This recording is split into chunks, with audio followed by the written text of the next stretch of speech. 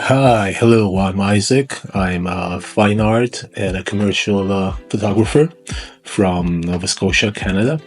And I'm here at the WPPI, or I'm here at the Rio Hotel for the WPPI.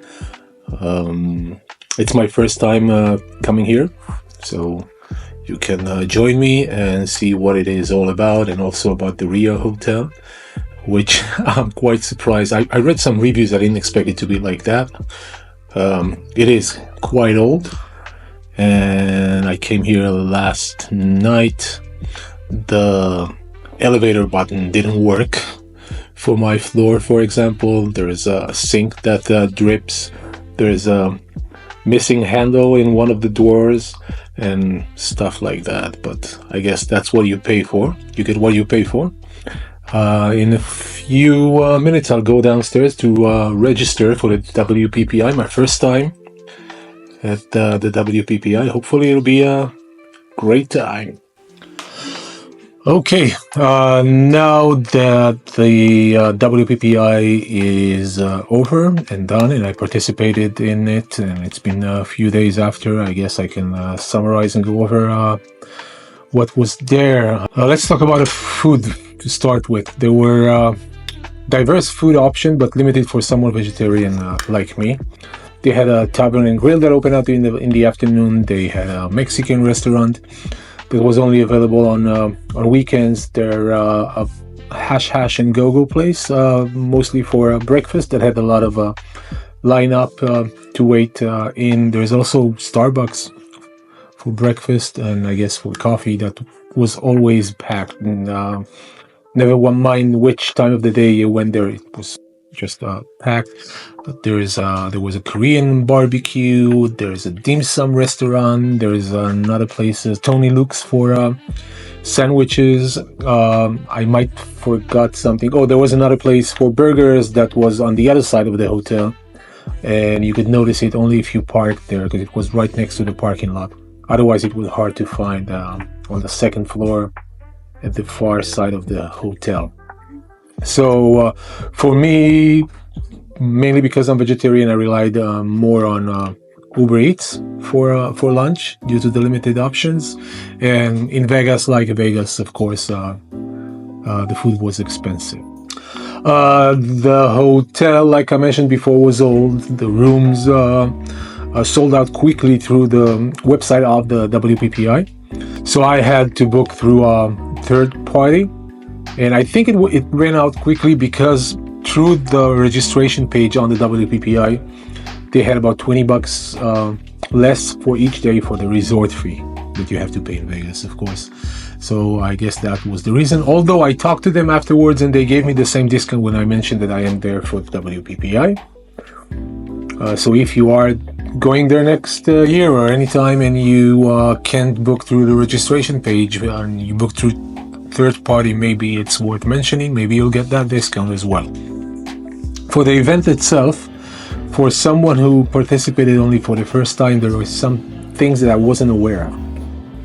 The event had few things: sessions, photo walks, they had summits, and they had the expo. So summits were something that you had to pay for in advance for each summit. There were few summits there. And apparently it started with the summit. So there were 2 days of only summits. You could go there and register it for the WPPI, but that's it. If you didn't pay for the summits and you're not participating in it, those are 2 days that you have nothing to do in. Something I wasn't aware of. Although if you looked in their schedule that they published in small letters there, you could see that the expo opens up only on the third day. And then on the third day, they open up the expo plus the sessions and the photo walk. And that's something that I did register for. So session didn't cost more money, but you had to register for it ahead of time because there were limited spots. And there were a lot of options, but again, limited spots. So if you didn't register in time, that's it. You missed your turn for it. I did register for a few of them, to name a few: posing with feminine Posing the Feminine Form with Scott Robert Lee. I'm not really that great at it. The Art of Business of the 60 Seconds photo shoot with Jeremy Cowart. Morning. Thanks for getting up bright and early with me. Which was a really good one. Profit Pact mini sessions with Caroline Tran. And by the way, I brought my parents here, and they're sitting in the back right there. Hi, parents! And there was a photo walk I participated in. That cost, again, that's cost more. It's not included. So the photo walk I went to was rule-breaking portraits techniques with Gilmore Smith. That was really nice. What is the color? What is the color of the brand? What is your personality? And then I try to incorporate all those things into the photography. Just for the record, it is named Photo Walk. There was no walking. It was stationary. We were in one place. There was a big background, nice lighting and everything, and so on. But that was it. More about the schedule. So on the expo itself, they had stages, a few stages. Adobe had one.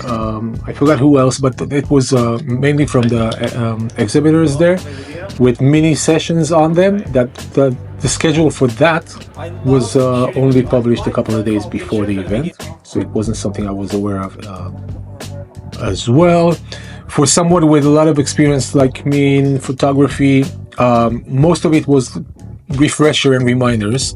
I did learn some new stuff, but if you are just a new photographer or you were a couple of years in, I'm sure you'll have a lot to learn.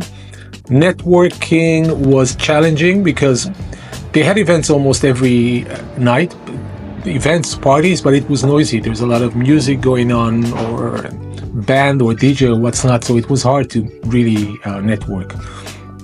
But it was possible during the photo walk or during the expo itself.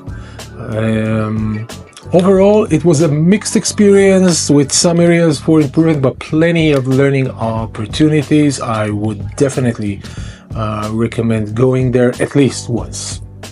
That's it. If you have any questions, you can ask in the comments and I'll try to reply. Cheers.